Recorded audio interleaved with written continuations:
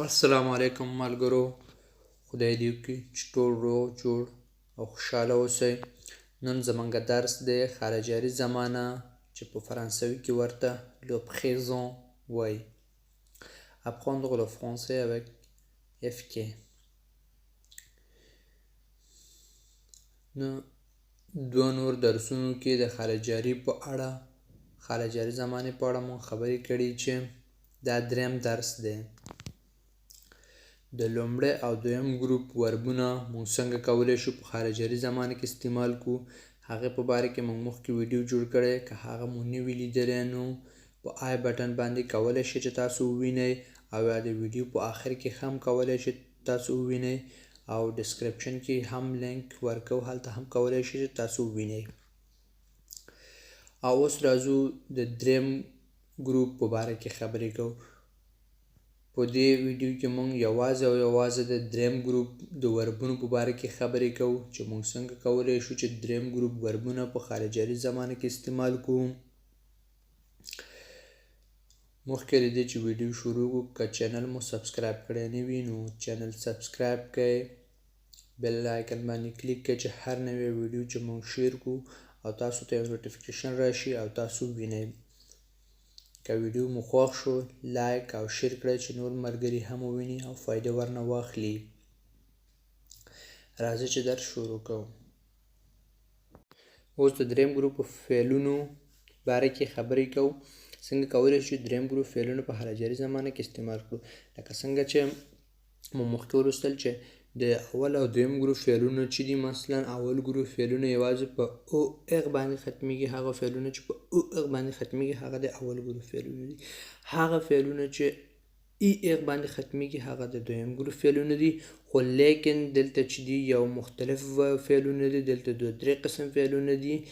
نو اوس راځو چې درس شروع کوو او دا به ولولو چې دا دوه درې قسم فعلونه چې دي کوم یو دي، څنګه استعمالولی شو او څنګه په خارجاري کې استعمال کوو. په دې ګروپ کې چې دي درې قسمه وربونه شامل دي.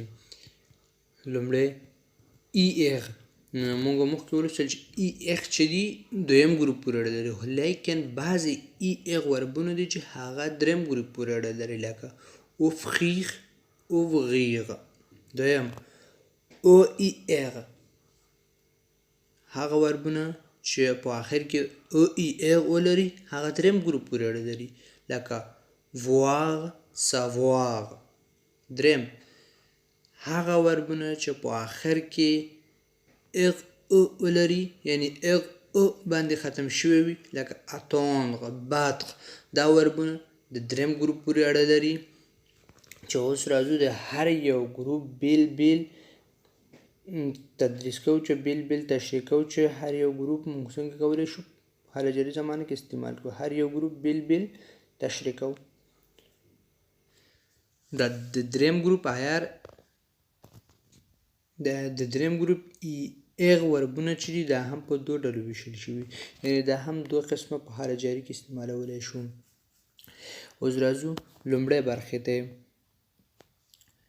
د دریم ګروپ بعضې ای اغ فعلونه داسې استعمال کوو چې آخري ای اغ په ځای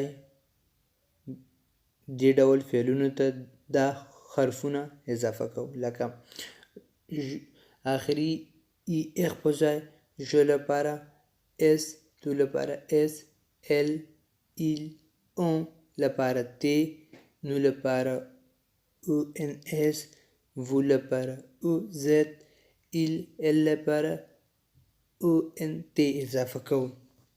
آخري ای اغ ترېنه لرې کوو او دا انډینګ ورته اضافه کوو. مثال په توګه سنتیر احساس کولو ته وایي. جو سن زه احساس کوم، تو سن تو احساس کوي، ایل ال اون سن. ایل نارینه لپاره هغه، ال ښځه لپاره هغه، اون یعنی مونږ. نو سنتون مونږ احساس کوو، وو سنتې تاسو احساس کوئ، ایل ال سنت معنا هغوی احساس کوي. ایل ال ایل هغوی نارینه، ال هغوی ښځینه. اوس راځئ چې د دې دویم برخه تشریح کوو. دویم د ای اغ ګروپ بعضې فعلونه داسې استعمال کوو چې آخري ای اغ په ځای د لاندنۍ حرفونه اضافه کوو. جو لپاره ا، تو لپاره ا اس، il elle on لپاره ا، nous لپاره او ان اس، vous لپاره او زد، il elle لپاره او ان تی. دا حرفونه اضافه کوو. د دې ګروپ انډینګ چې دی د لومړی ګروپ انډینګ په شان دی. مثال په توګه ouvrir خلاصولو ته وایي.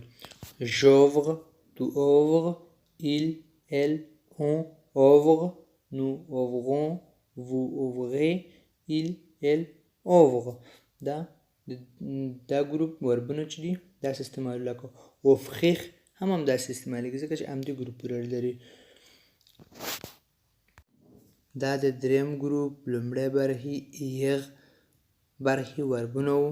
اوس راځو د بلې برخې ته او ای اغ په باره کې خبرې کوو.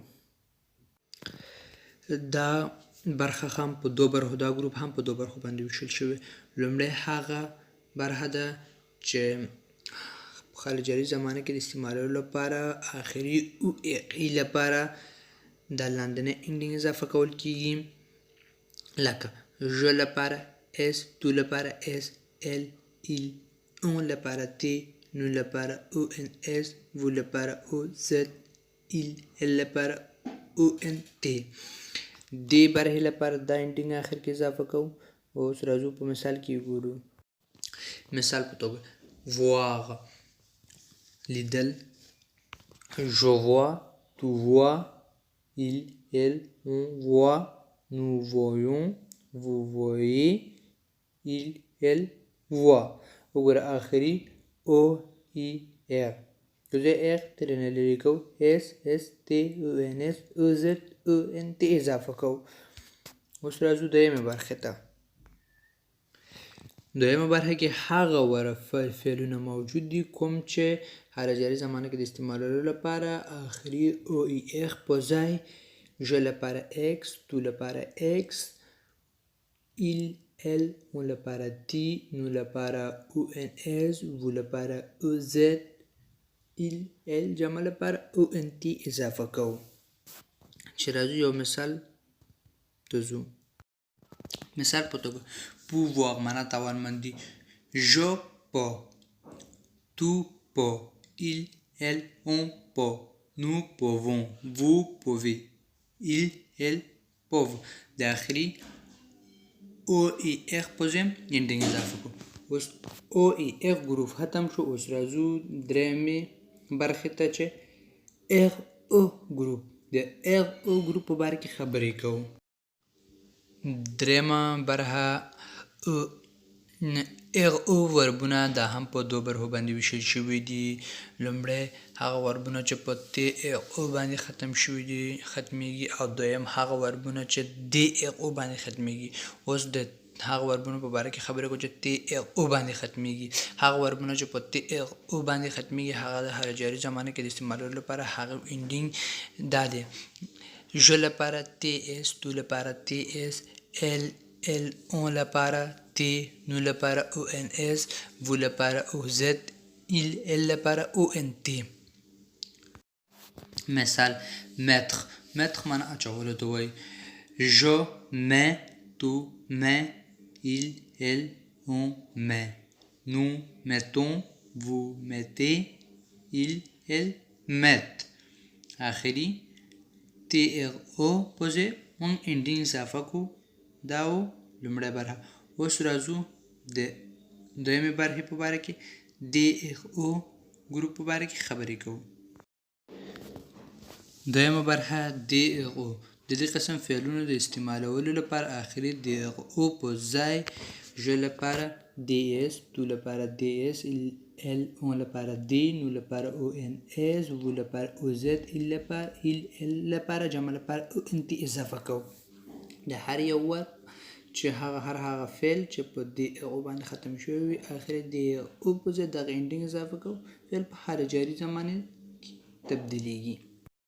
مثال په توګه prendre معنا اخیستل نیول ټک je prends tu prends il elle on prend nous prenons vous prenez il elle prennent آخری انډینګ په ځای دی او په ځای آخری انډینګ هم اضافه کو دا فعل په حال جاری زمانه کې تبدیل شو.